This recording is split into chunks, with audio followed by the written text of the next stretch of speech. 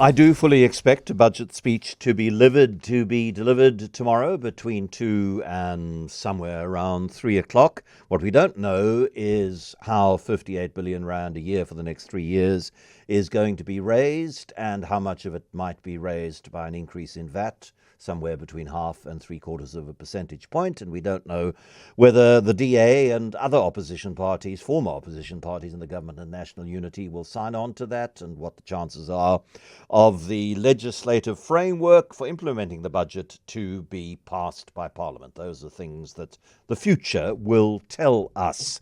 But if the budget in significant degree is similar to the budget that wasn't delivered a few weeks ago, then it will contain fairly significant increases in what are called sin taxes, particularly taxes on alcohol and tobacco.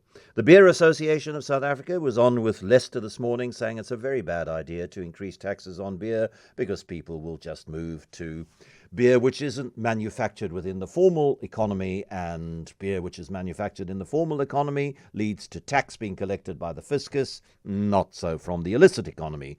Then today, Tax Justice South Africa, formed by my former colleague Yusuf Abramji, put out a media release to say hikes in sin taxes in tomorrow's budget will further fuel the criminal networks already stealing 100 billion rand a year from South Africa through illicit trade. Honest, hard-working South Africans are sick and tired of being penalised while crooks are let off scot-free to live in luxury. The finance minister must realise that hiking excise duties on alcohol and tobacco will only strengthen the hands of criminals who are robbing the nation blind. Illicit cigarettes alone, says the statement, deprive the fiscus of 27 billion rand in tax revenue every year, nearly as much as a 1 percentage point increase in the VAT rate. The illicit alcohol trade robs the country of another 11 billion rand annually. It's a similar story in other sectors, ranging from electrical products to pharmaceuticals, but those not hit by sin taxes. Professor Corne van Welbeek joins us now from UCT, the School of Economics, and director of the REEP program, Excise Products, looks at these sorts of things. Corne, good afternoon. Yes, good afternoon, John. Nice to be on your show again. How legitimate is that concern that, in actual fact, increases in sin taxes are kind of fiscus negative? So I think it's important to make a distinction between, on the one hand, alcohol excise taxes and tobacco excise taxes. So the comments made by the Beer Association of South Africa that an increase in the excise tax on beer is going to result in lots of beer being smuggled and produced underground and so on, that's massively self-serving.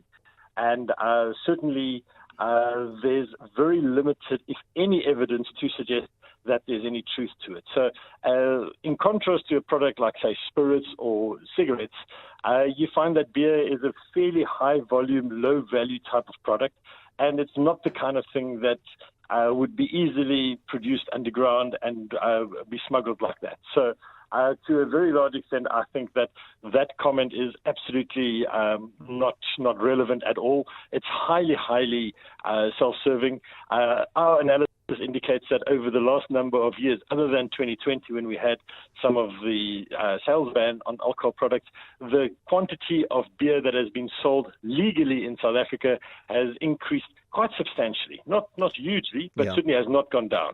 And this is within the context of an economy that is not doing well. People are not having more income. So as a share of total income, legal beer sales have actually increased over the past 10 years. So there's absolutely no evidence to suggest that the beer market has suddenly become completely sort of overtaken by illegal smugglers and so on. On the other hand, in terms of tobacco taxation, we strongly believe that tobacco taxation is a very legitimate and a good way of reducing tobacco use in South Africa. The evidence internationally and in South Africa clearly indicates that.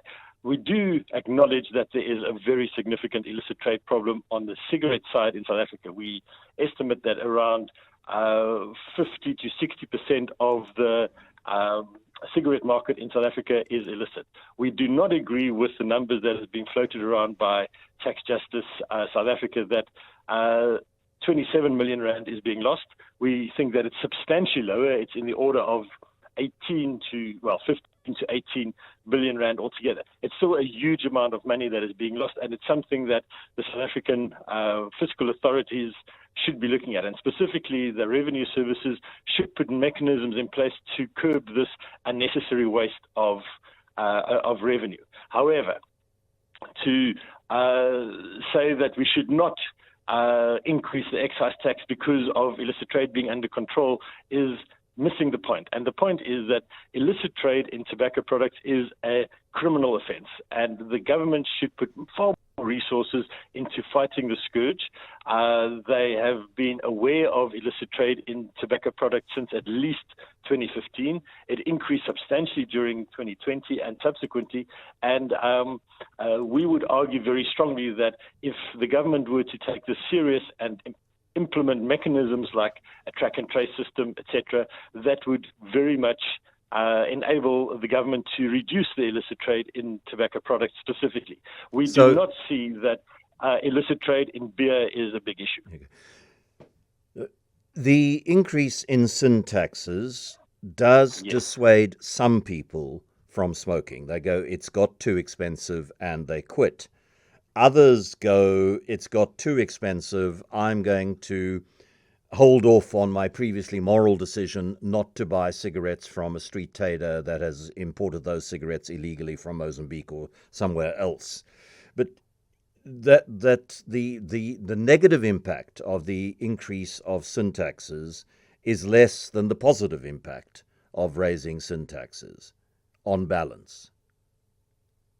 The negative impact of sin taxes on tobacco products.